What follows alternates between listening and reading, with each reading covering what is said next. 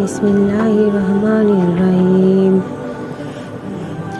আমি এখন কোরআন শরীফের সূরা বাকারার একটি গুরুত্বপূর্ণ আয়াত পাঠ করব। এটি হচ্ছে আয়াতুল কুরসি।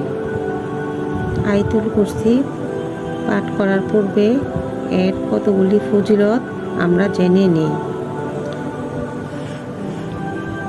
যে ব্যক্তি প্রত্যেক ফরজ নামাজের পর আয়াতুল কুরসি পড়বে তার আর বেহেশতের মধ্যে একটি জিনিসের দূরত্ব থাকে, তা হলো মৃত্যু, এবং মৃত্যুর আযাব এতই হালকা হয় যেন একটি পিঁপড়ার কামড়।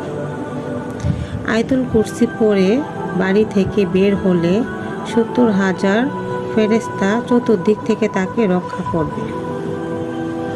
আরও একটি ফজিলত হলো এটি পরে ঘুমালে সারা রাত একজন ফেরেশতা তাকে পাহারা দেন। প্রতিনিয়ত এটি পাঠ করলে দারিদ্রতা তাকে প্রবেশ করতে পারে না। উজুর শেষে এটি পাঠ করলে আল্লাহর নিকট 70 গুণ মর্যাদা বৃদ্ধি লাভ করবে।